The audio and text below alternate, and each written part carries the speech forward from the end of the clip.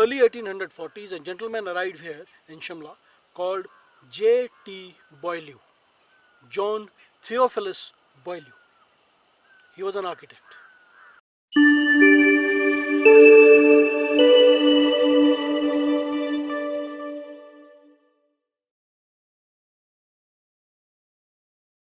In the beginning, in 1820s and 30s, when British gentry started coming up to Shimla, there was no proper church for the service.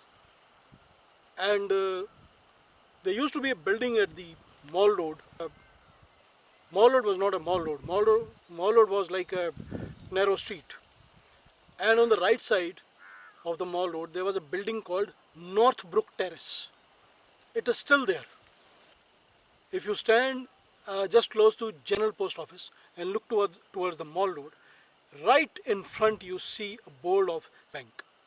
That bank is located in Northbrook Terrace. So that Northbrook Terrace was the venue for the service. And later on, this church was designed, the Christ Church, one of the most prominent landmarks of Shimla. In early 1840s, a gentleman arrived here in Shimla called J.T. Boileau, John Theophilus Boileau. He was an architect. And at the other end of Shimla, where presently Indian Institute of Advanced Studies is located, there he built a cottage for himself. When you enter the side gate of Indian Institute of Advanced Studies from the parking area, after going for about 100 meters to the left side, there is a house called Observatory Cottage. That was his house. The famous area to the western end of Shimla, Boiluganj, is named after him. Locally, we have spoiled the pronunciation of Boiluganj to Baluganj. Actually, it is pronounced as Boiluganj. He was one of the very senior architects of India. He was given the responsibility to design a church for the Shimla gentry. So the Christ Church that stands now at the ridge was designed by him. The owner of the house of Ballyhack Estate, now it is called Siddhova Lodge, just above the church, he donated some piece of land from his property. Well, initially the church was open only for the Viceroy and Governor General and Commander-in-Chief, but later on in 1857 it was open for the general public. Even now, if you go to the church, go to front benches. On first, second and third bench, it is clearly mentioned His Highness Viceroy, and left side Her Highness Viceroy, His Highness Commander-in-Chief, Her Highness Commander.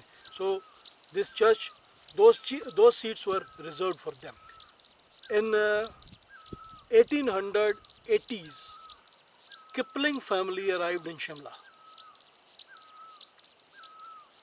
Rudyard Kipling's father, Mr. Lockwood Kipling, who was a professor of arts in Mayo College, Lahore, he was invited to make the stained glass windows and the frescoes around them for the church.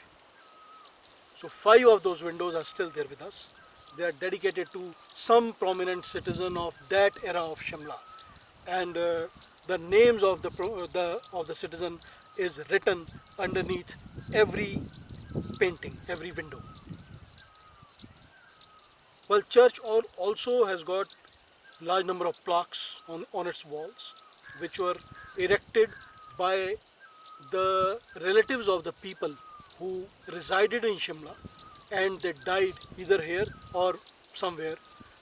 So those plaques were erected in the memories of those people. Well, Christ Church is one of the prominent landmarks of Shimla, and ridge in front of that is the best selfie point. There is no one in Shimla or no tourist who does not take a selfie with the church at its backdrop. So this is the story of Christ Church. And then we have Catholic Church also. Catholic Church is located just next to Army Training Command, and it was built in 1885. That time the Viceroy of India was Lord Ripon. Because he himself was a Catholic, so he spent a lot of money from his own pocket.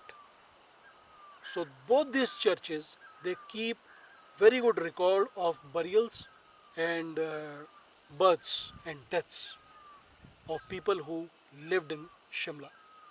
If any one of you happens to be in Shimla and looking for your family roots, you can go directly to the priest and tell them the date and the name of your relative, and they'll be able to help you. You can ask for a copy of the records.